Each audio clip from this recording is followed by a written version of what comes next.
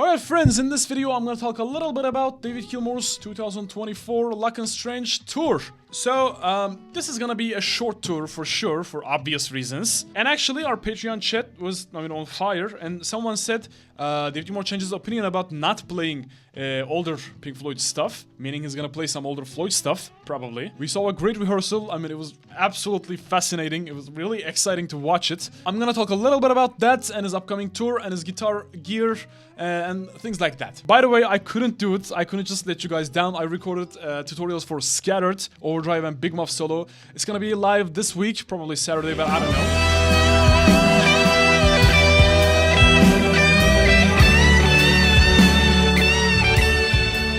Alright, first of all, if you haven't checked out my mini review about the new album, just watch this video. And if you want to learn Piper's Call solo, Between 2 Points solo, Dark and Velvet Night solo, they're pinned in the first comment, just check them out. Now, last week, David Gilmour released a rehearsal video with 4 songs. Between 2 Points, Breathe, Time, and Dark and Velvet Nights. I swear, the older the guy gets, the better he plays guitar. That's why we love him so much. So, it was obvious that he's gonna start the show with Between 2 Points and give his daughter a chance to shine, which is normal, actually. Considering she has a beautiful voice, and this song is actually quite good, and the guitar solo is absolutely banger. I think he's gonna open every venue this year with that. One thing I've noticed that he didn't touch the guitar solo, he didn't change one bit. He tried to play as close to the studio version as possible, and it was 99% the same. But hold on a minute, did you watch my real guitar tone videos? I was right, wasn't I? His tone on the original recording is a lot darker, a lot modulated, if I should say. It's very, very dark, and I think it's a little bit more compressed. But his guitar tone on the rehearsal video is a bit brighter. It's got less univibe or rotary, I should say. Something like, let's call it modulation.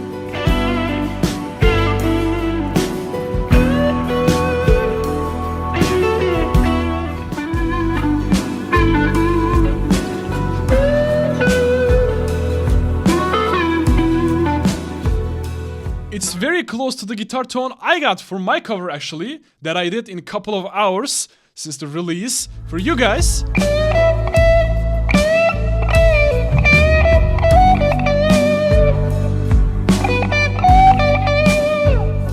I think on the original recording there's compression, there's tube driver obviously, and I think it's univibe. I don't want to say rotary because it's not that 3D. I think it's univibe. It's a lot Hendrixy than I thought, and the solo is, oh my god, it's so much my groove. I don't like the song that much because it's a cover, but the guitar solo is phenomenal. I love it absolutely. This part.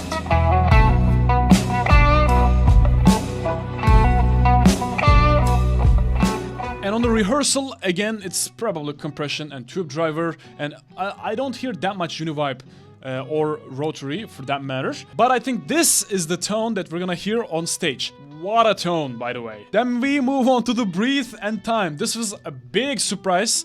I wasn't expecting this. I think nobody was expecting this. Breathe is classic. It's compression. it's clean sound. I think it's on the 4th position and the bridge and the middle pickup and univibe, obviously. I want to say that he's almost 80 and his voice, obviously it got weaker. I don't want to say weak because it's not the correct word. I think I should read more books. But his voice sounds extremely satisfying for Breathe because he's trying to breathe.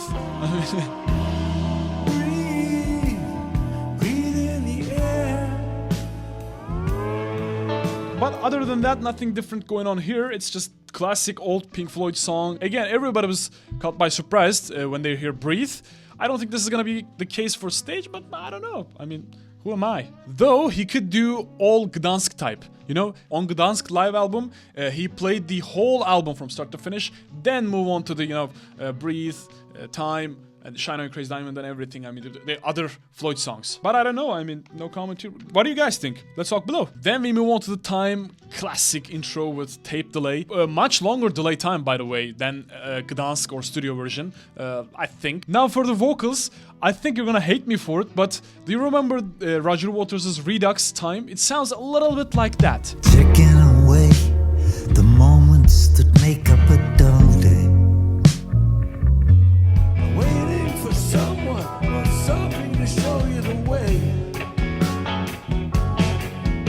Of course, like I said earlier, he's almost 80 and his voice got a little... Obviously, it got a little weaker. I don't want to say weak, but it got weaker. By no means it's bad or good or anything. I mean, it's just the circle of life. But it gives a little refreshed sound to breathe and time. Maybe a little mortality is involved. I mean, in terms of feeling. I don't know if he does this purposely or not, but I think he's gonna play Breathe and Time on stage, just like in the rehearsal, because I mean, it made him think about the mortality, death, maybe something like that, you know? Because Breathe and Time, they fit very well with the album's feeling. I might be wrong, again, but these are just predictions and opinions, but I think he's gonna play Breathe and Time together, along with the whole album. For the solo, again, it's Big Muff, not Fuzz. It's actually Big Muff is a fuzz.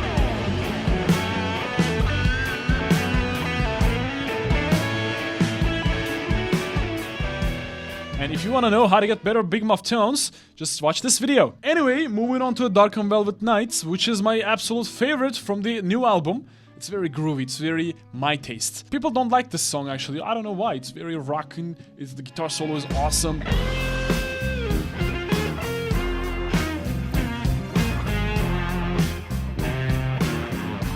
He performs it like a champ and didn't even change one note from the original recording, which is actually weird. I have never heard David Gilmour play the same solo 100% correct. I mean, I have heard him play the guitar solos very, very close, and I mean, I have listened to everything. Name a venue, any year, any bootleg, any crappy bootleg, I've listened to it. But yeah, he didn't touch the Between 2 Points and Dark and Velvet Night solos, which is a little weird, I don't know. But I'm thinking he's gonna play longer solos, especially for the Scattered. I'm expecting a big solo, big solo, like in any tongue Pompeii version.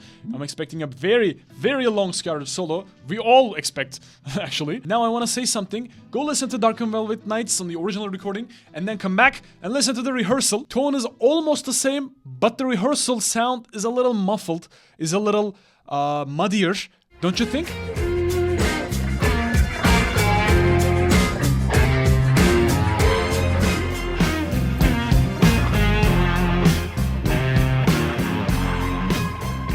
I always say this, again, just watch my real guitar tone videos. Even Gilmour himself will never sound like the studio album, because it's impossible without studio trickery, without mixing, without, you know, post-production and everything. So to sum up this very boring video already, his voice, aged like wine, I think it sounds very good. I mean, considering the album is about mortality and death and everything, his voice really suits here. It's perfect. And the Luck and Strange, the title track, is, I mean, in the middle of the song, it really struggles to, you know, get to the right pitch, but it's not quite there, at least to my ear, and that sounds awesome. Now that's real music, that's real voice, and I love it. His guitar tone got a little better, in my opinion. I mean, David Gilmour always had a little trick up his sleeve. Every tour, every era had something different. You know, early 70s has Fuzz, then you move on to the Univibe, Leslie-ish era. Then you move on to the Phaser era from Shine On You Crazy Diamond, Wish You Were Here album. Then he started using flanger,